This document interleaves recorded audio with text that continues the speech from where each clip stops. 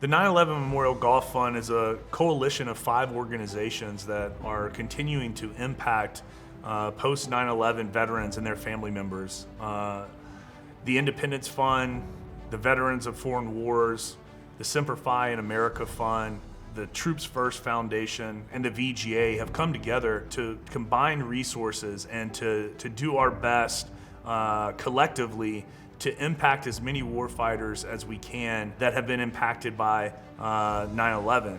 9/11, 2001.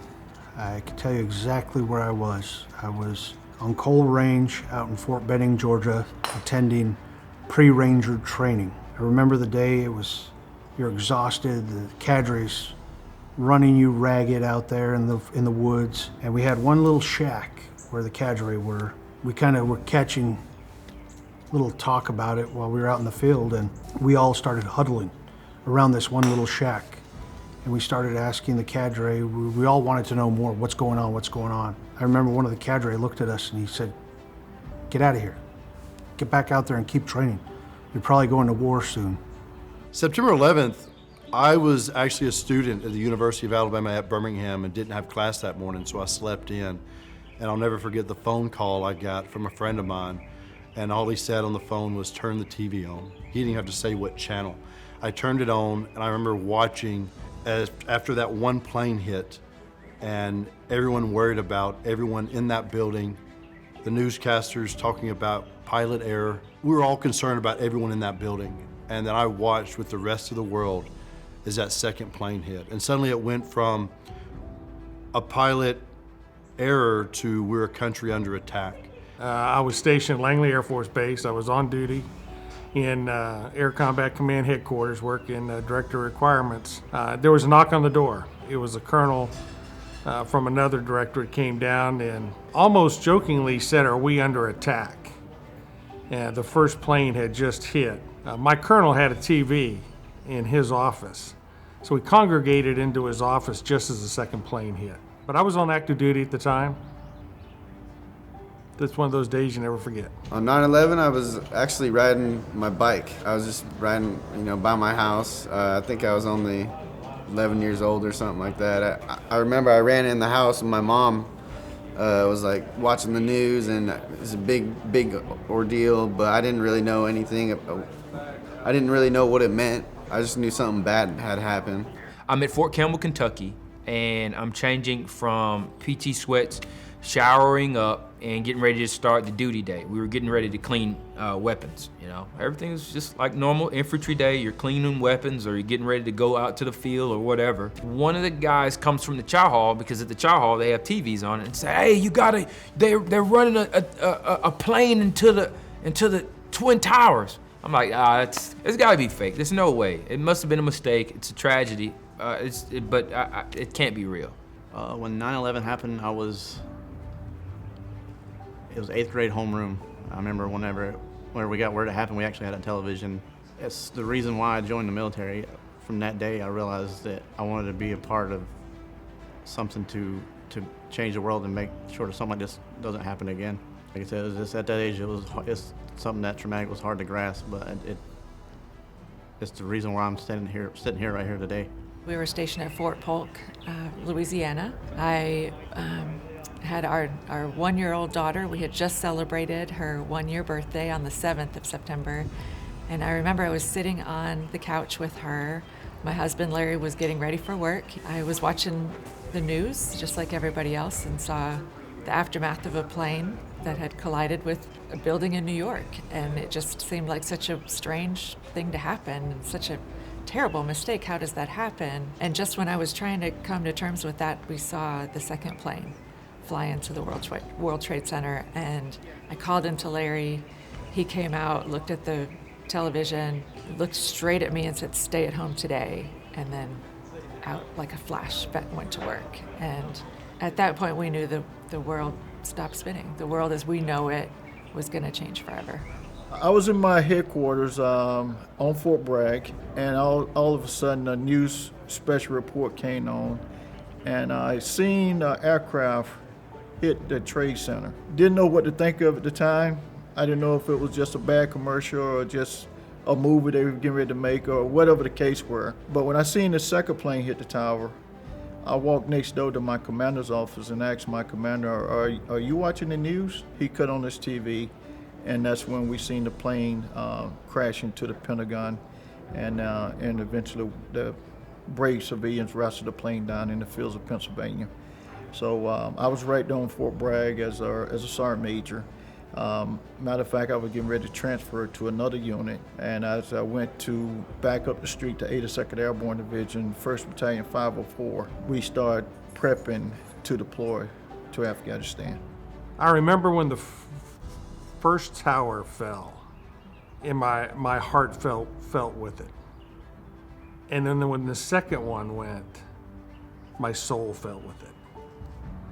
With just the men and women that I knew were still in there. The first responders that were on the ground, the enormity of it was hard to accept. We have all kind of systems in place. We have all kind of networks watching enemy threats and territories and what's going on. And it kind of seemed like, and I'm part of that system, that we took our eye off the ball and we lost over 4,000 people during that attack in one day. And I never want to see it again in the United States of America. And I would do everything that's in my power to make sure it never happens again. From being in the military, the first thought was, when do we go? Who was it? We're ready, let's go. It brought everybody together, and everybody wanted to find how we're going to bring justice to the people that did this to the American people, and making sure that it never happen again. There's a little bit of us that was almost ready.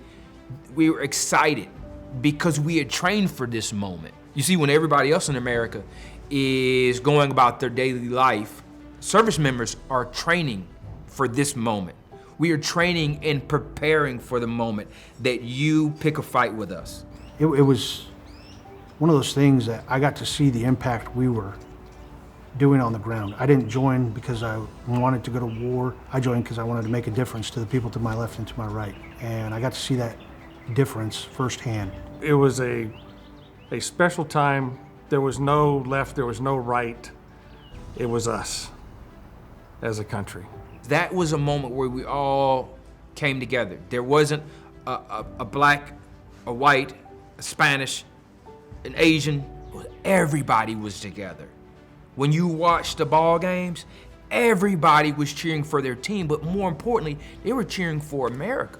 To deploy into combat, it was the best decision I've ever made. And I look back, and even after 2 deployments, I suffered the loss of my left arm and left leg. And even through my depression, I've never once regretted a single decision I've ever made, because that was something that was for my country. Our spouses learn to do things spouses in the past have never had to do, whether it's changing seals on a toilet or replacing a hot water heater. And then when they come back, the invisible wounds that they want to be able to help with so bad but aren't able to, because a lot of the veterans that come back are not opening up. They can't open up. It became real. It became really real. I can remember the first time where I knew somebody died in action. It was almost like, wait a minute, that could be me. Like, he was 2 steps from where I was. That could have been me. I know that guy's mom. I met his wife. What is his family going to, how are they going to get by? Is his son gonna be okay? Is his daughter going to be okay? Is his mom gonna be okay? You start thinking about all the things that affect him passing away.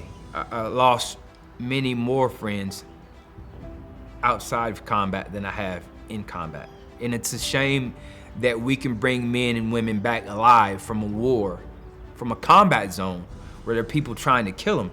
And when they come home, they're more vulnerable than they were over there. The impacts that families are left with, regardless, every single one of any service member that's ever served is impacted in different ways. Some are more severe than others, but there's those ones that their families never did come, their loved one never came home. You realize that you're not alone and everyone's going through the same situation. Some are easier than others, some are more difficult than others. But you don't get through it alone. You get through it with the support of others around you. I was proud to go in the military. I wore that uniform with honor. And to get injured and then to struggle and go through my depression, if it weren't for organizations that were there for me and my family, I wouldn't be where I am today. And I think that every one of us could say the same thing. Years down the road, as my needs changed and, you know, stuff wears out, it became harder and harder to convince the VA, hey, I need this, just so I can do something as simple as walking, or if I couldn't walk, I needed a wheelchair. And that was one of the big issues with the wheelchair. My wheelchair was broke, and I could not get them to understand that, like, I need a wheelchair. You know, there's that piece of a man when he gets out and he's lost, and everybody experiences that, because by the time you wrap your career up, you belong to something. When you first get in, you ain't nothing. Nobody cares about you. You got to figure it out on your own. But by the time you finish your career and you have a good time and you become respected, but once you get out, you don't belong to nothing. When we were living on a government installation, when we lived on Fort Bragg, when we lived at Fort Campbell, Fort Polk, we had a natural support system. Once our service members come back from war, once families get out of the Army, once they move away from that military post, that support system really isn't there. Not like it used to be. When you come back, you think you could go back to where you left off.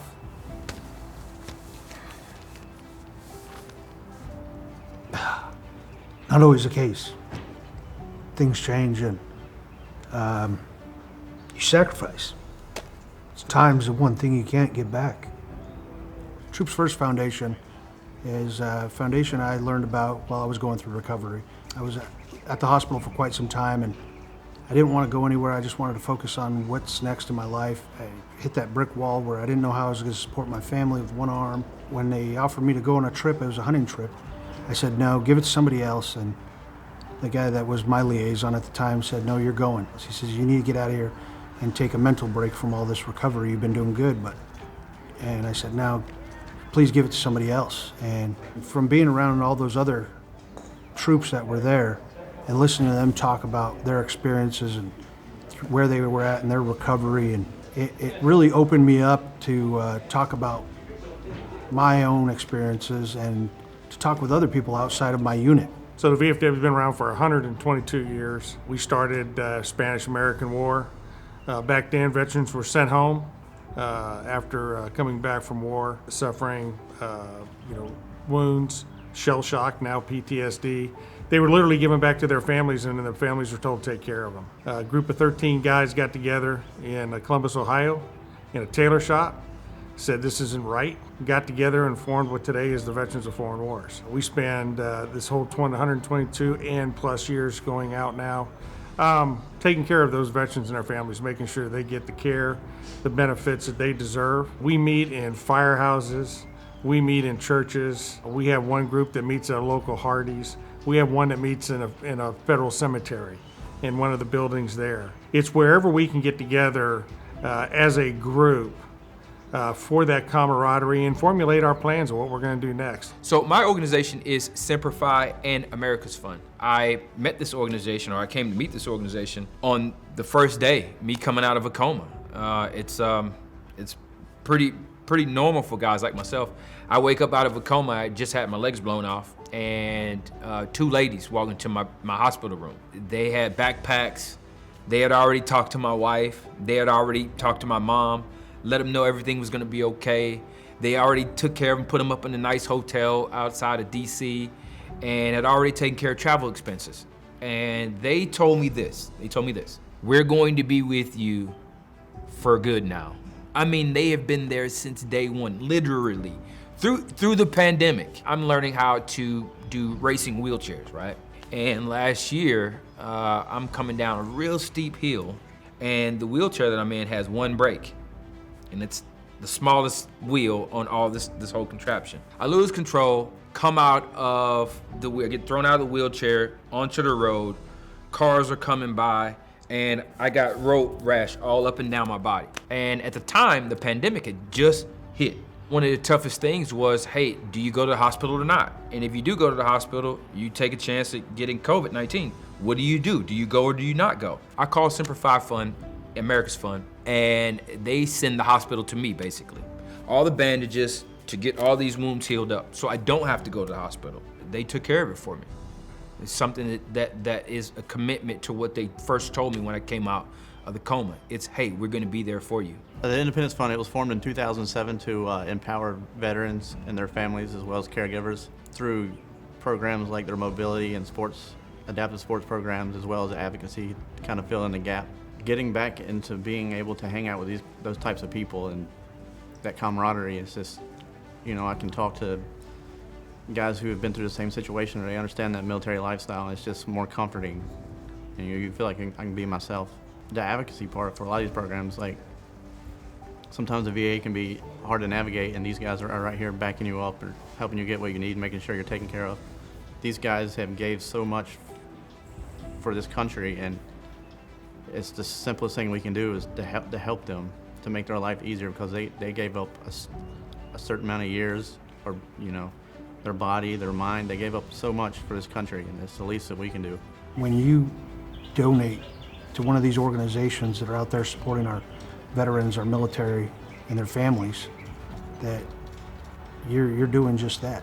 I feel blessed in a way because I get to see firsthand where that money goes and how it's being used, and we always try to be good stewards of that money and do the most we can with it. And I tell them, you may not be able to see it, but I can tell you firsthand that you are making a difference in these people's lives. I think the thing that struck me, two things struck me. One is the camaraderie that exists among these veterans and combat veterans.